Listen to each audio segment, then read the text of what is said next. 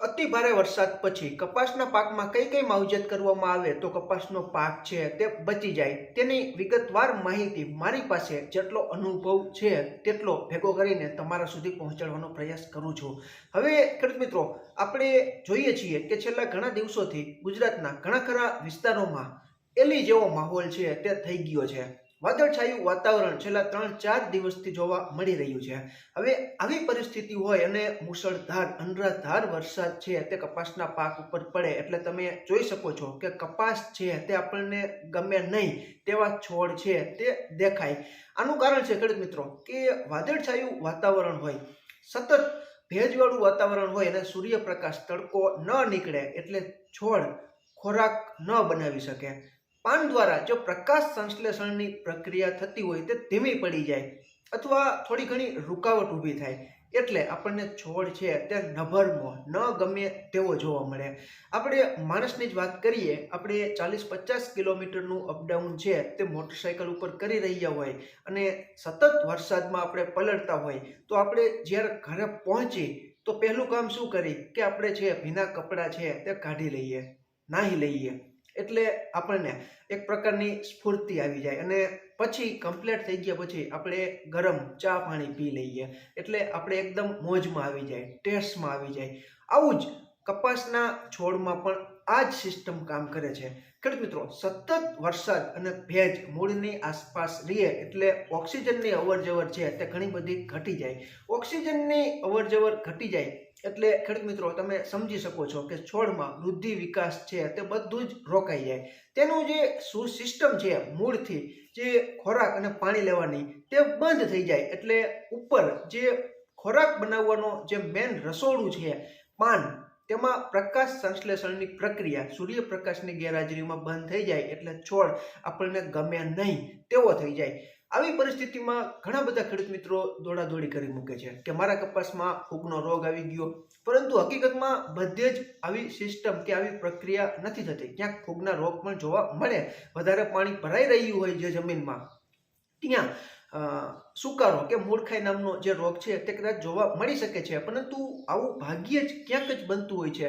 પરંતુ ખેડૂત મિત્રો, જ્યારે વરસાદ રહી જાય અને વરાપની સ્થિતિ જોવા મળે ત્યારે આપણે રાસાયણિક ખાતર વાપરતા હોય તો નાઇટ્રોજન 46% છે અથવા એમોનિયમ સલ્ફેટ ખાતર છે અથવા આગોતરો કપાસ હોય તો મેગ્નેશિયમ સલ્ફેટ ખાતર છે, આવા ખાતરો આપણે આપી દઈએ એટલે છોડ છે તે એકદમ કોટામાં આવી જાય, એકદમ મોજમાં આવી જાય। આપણે જેમ પલળ્યા હોય અને ચા આપણને ગરમા ગરમ મળી જાય તો વ્યવસ્થિત આપણે થઈ જઈએ છીએ, તેવી જ રીતે છોડ પણ 3-4 દિવસથી આ ખાધું પીધું ન હોય અને સતત ભેજમાં મૂળ રહ્યા હોય અને પછી વરાપ થાય અને તડકો નીકળે તો સરસ મજાના પ્રકાશ સંશ્લેષણની પ્રક્રિયા પાન દ્વારા થવા લાગે અને મૂળની આસપાસમાં ખોરાક મળી જાય એટલે છોડ એકદમ હરવો ભર્યો અને તંદુરસ્ત થઈ જાય। છતાં પણ ફૂગનો રોગ હોય ખેડૂત મિત્રો તો આપણે શું કરવાનું છે કે બજારમાં ફૂગનાશક મળે છે જેમાં આપણે મેટાલેક્ઝિલ મેન્કોજેબ છે, કાર્બેન્ડાઝિમ મેન્કોજેબ છે, આવા બેમાંથી કોઈ પણ એક સારી કંપનીનું ટેકનિકલ વાળું ફૂગનાશક પસંદ કરીને જ્યાં સુકાતા છોડ હોય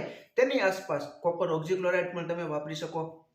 નોઝલ કાઢીને ડ્રેન્ચિંગ કરી નાખો, જે સુકાતા છોડ હોય તેની આસપાસના સારા છોડ પણ 5-10 આવી જાય તે રીતે તમે ડ્રેન્ચિંગ કરી નાખો તો મૂળના રોગો હોય કે ફૂગના કોઈ પણ રોગો હોય તે આગળ વધતા અટકી જાય અને એકદમ વ્યવસ્થિત ક્લિયર છે તે ફૂગના રોગોથી થઈ જાય। આમાં કંઈ ડરવાનું કે ગભરાવાની જરૂર નથી। વરસાદ રહી ગયા પછી આપણને 4-5 દિવસ સુધી કપાસના છોડ ગમે નહીં તેવા દેખાય, સ્વાભાવિક છે કે 3-4 દિવસથી ખેડૂત મિત્રો આપણે ઉપવાસ કરેલા હોય અને પછી આપણે ખાઈએ તો લાઇટ આવતા ઘણી બધી વાર લાગે, તો આવું જ છોડમાં થતું હોય છે એટલે આમાં ક્યાંય બિનજરૂરી ખોટા ખર્ચા કે કંઈ કરવાની જરૂર નથી। હા, કોઈ ફૂગના રોગ હોય, કૃમિ હોય તો આપણે માવજત કરવી જોઈએ, પરંતુ રેગ્યુલર કન્ડિશનમાં કપાસના છોડ હોય અને માત્ર આપણને જોવા ન ગમે તેવી પરિસ્થિતિમાં દેખાતા હોય તો તે કોઈ મોટા રોગ કે જીવાતનો ઉપદ્રવ ઘણી વખત ન હોય, પરંતુ આ સિસ્ટમને લીધે સતત વરસાદમાં ભેજ હોય અને તડકો ન નીકળ્યો હોય તો છોડ સ્વાભાવિક રીતે ખોરાક ન બનાવી શકે અને આપણને ફૂગનો રોગ લાગ્યો હોય તેવું દેખાય અને ફૂગની સારવાર કરવા માંડીએ તો ઘણી વખત જરૂર ન હોય અને બિન ખર્ચાળ ઘણા બધા ખર્ચાઓ અને આપણું કામ છે તે નીકળતું હોય છે અને વળતરમાં આપણને જોઈએ તેટલો ફાયદો નથી થતો હોતો। તો જરૂર હોય તો ખેડૂત મિત્રો એમોનિયમ સલ્ફેટ ખાતર, યુરિયા ખાતર, મેગ્નેશિયમ સલ્ફેટ ખાતર છે, આગોતરો કપાસ હોય અને ઝીંડવા 25 થી 30 40 કે 45 ઝીંડવા હોય તો તેવા ખેડૂત મિત્રો મ્યુરેટ ઓફ પોટાશ છે, ઉપર છંટકાવમાં વાપરવું હોય તો 0050 છે. ટૂંકમાં તમારી જે તે કપાસના છોડને લગતી જે કંઈ પ્રોસેસ છે તે તમારી રીતે જરૂરિયાત પૂરતી કરી શકો છો.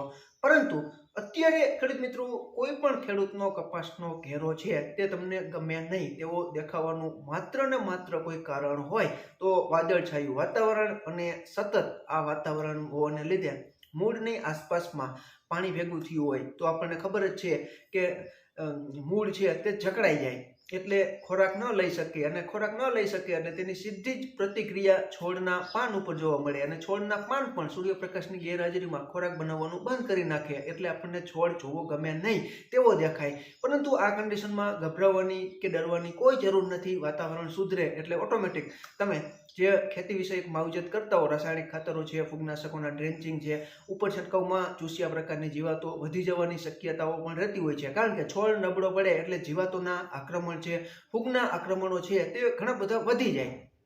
એટલે તેને કંટ્રોલમાં લેવા માટે આપણે જે કંઈ માવજત અપનાવતા હોઈએ તે આપણે ચાલુ કરી દઈએ તો ફરી પાછો કપાસ છે તે ખૂબ સારામાં સારું વ્યવસ્થિત થઈ જાય. વર્ષોનો અનુભવ છે ખેડૂત મિત્રો. આપણે અવારનવાર ખેડૂત ભાઈઓને ભલામણ કરીએ છીએ કે તમે આગોતરું અતિ વહેલું વાવેતર કપાસનું ન કરો. કારણ કે આ જે કુદરતી જે સિસ્ટમ છે, ગમે ત્યારે ચોમાસું વહેલું આવી જાય, મોડું આવી જાય. આ વર્ષે ઘણું બધું મોડું આવ્યું, સિઝન લેટ થઈ અને કપાસ છે તે આગોતરો ક્યાંક દોઢ 2 મહિનાનો થઈ ગયો છે.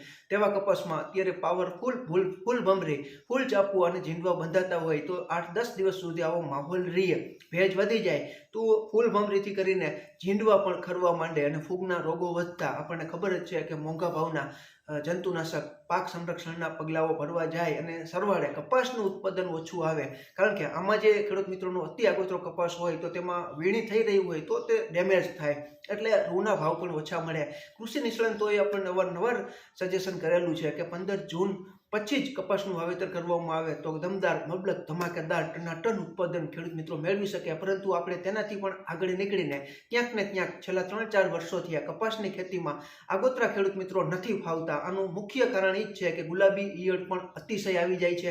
ગુલાબી ઈયળ, ફૂગ અને ચૂસિયા પ્રકારની જીવાતોનો મારો અને વેણી છે અત્યારે નબળી પડે એટલે મજૂરી ખર્ચ પણ ઘણો બધો ચૂકવવો પડે છે. અને મજૂરી ખર્ચ વધુ ચૂકવીએ તેનો પણ આપણે વાંધો નથી, પરંતુ સારી ગુણવત્તાવાળું રૂ પણ આપણે નથી મેળવી શકતા. તેને કારણે ભાવમાં પણ મોટો લોસ જાય છે. તો જે ખેડૂત મિત્રોને વરસાદ પછીની માવજતમાં ખાતરો છે, પાક સંરક્ષણના પગલાઓ છે, નિંદામણ હોય તો તાત્કાલિક નિંદામણ તમે દૂર કરી નાખો.